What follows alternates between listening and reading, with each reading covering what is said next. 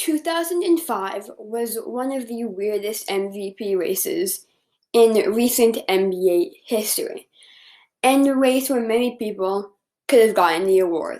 So let's get into it.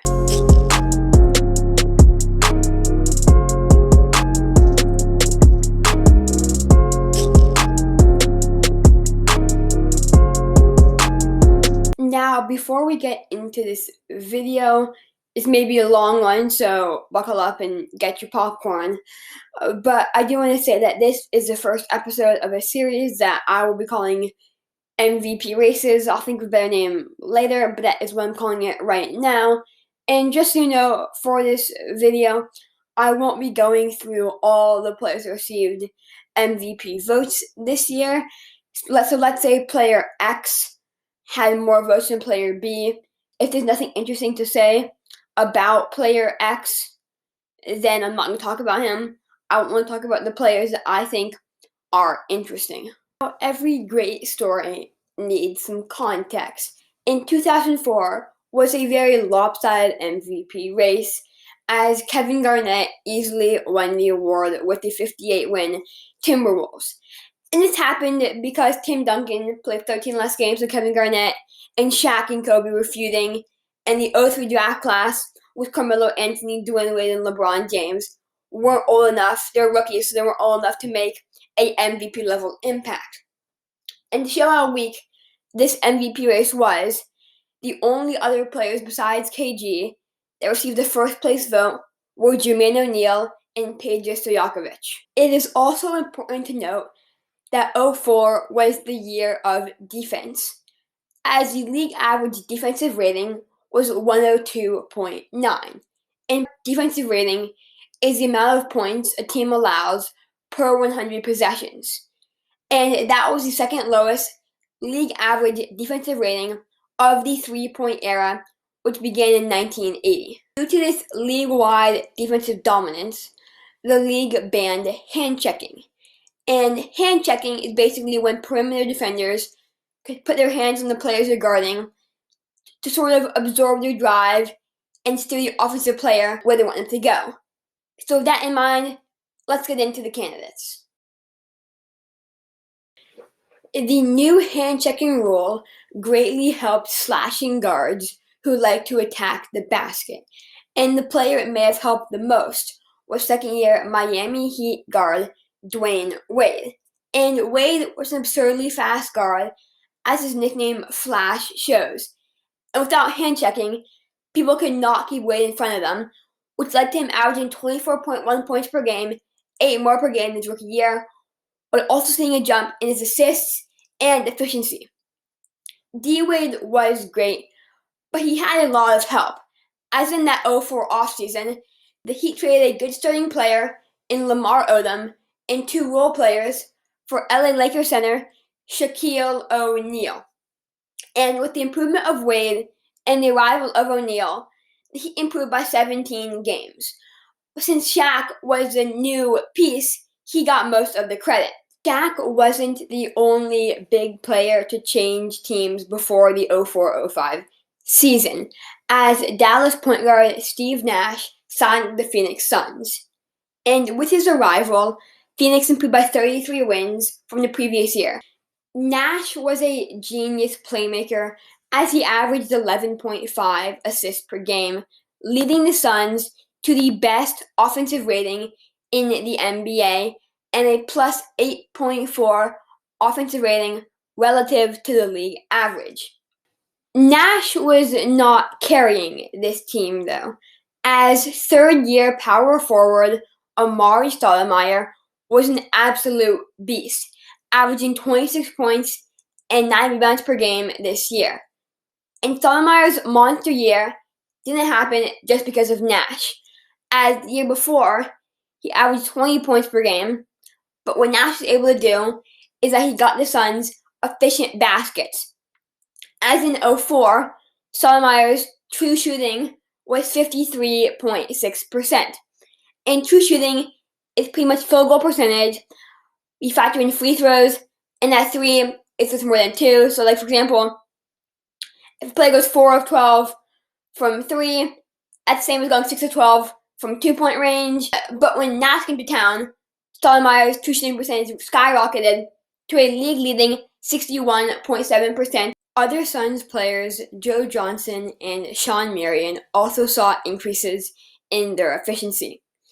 And for Nash, it is unfair to make the point that he was just surrounded by elite offensive talent, that he got a bunch of free assists and he was carried by them, because in 2004, Phoenix's offense was 1.5 points worse than league average in terms of offensive rating, and in 05, it was 8.4 points better than league average. And that 10-point jump in relative offensive rating is the best all time, and Nash was the team's one major addition. Phoenix's plus 8.4 relative offensive rating was the second best in league history, behind only the team that Nash had been on the previous season, the 2004 Dallas Mavericks. And in Dallas, Nash played alongside Dirk Nowitzki, one of the best offensive big men of all time. But that Dallas team had a very balanced attack, as 5 players scored 14 plus points per game, even more impressive given the pace and the defensive dominance from that season. And the leader was Nowitzki at 21.8 points per contest.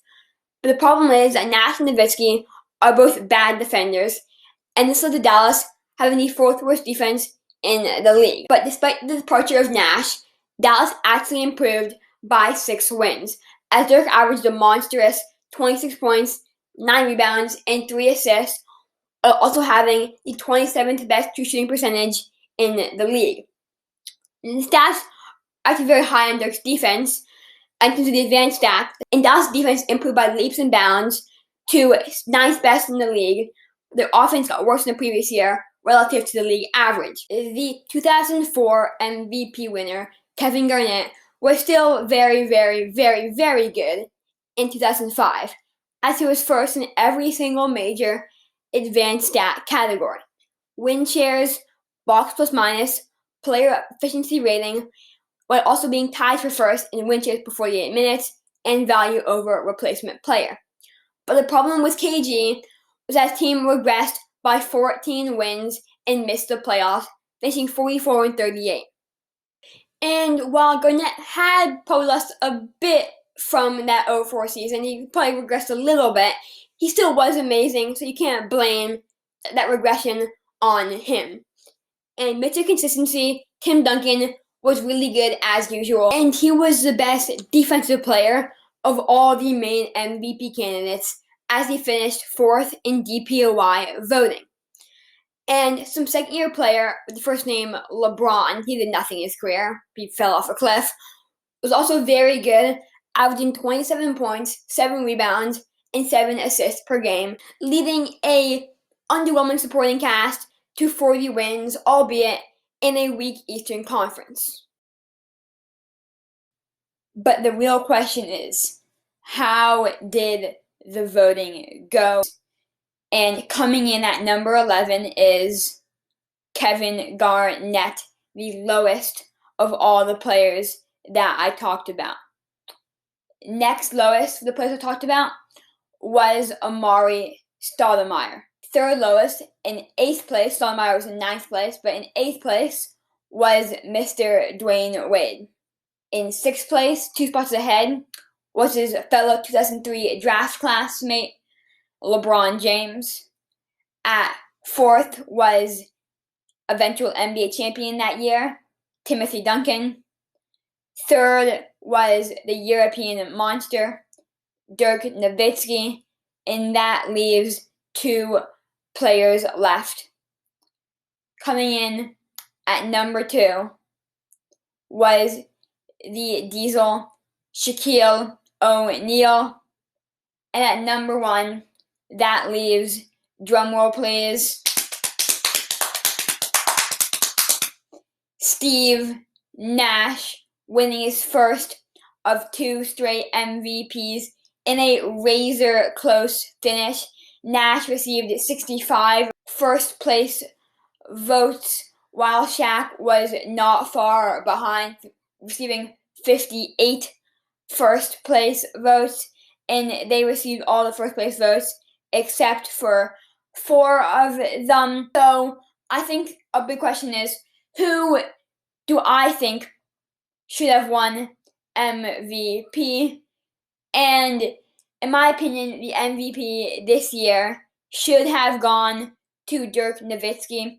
His advanced stats were great, and he had the best blend of being his team's best player, of being his team's best player clearly, and having a really good record. Like, Nash had Stoudemire and Sean Marion, who was 14th in the voting. Shaq had Wade, and their teams finished slightly better ahead of Nowitzki, but I think the supporting casts were better. So, in my opinion, Dirk had the best balance of A, having a really good record as the Mavs won 58 games that year, and B, Dirk clearly being the best player. So, in my opinion, Dirk should have won this MVP. But thank you so much for watching. This is a deep dive into the 2005 MVP race.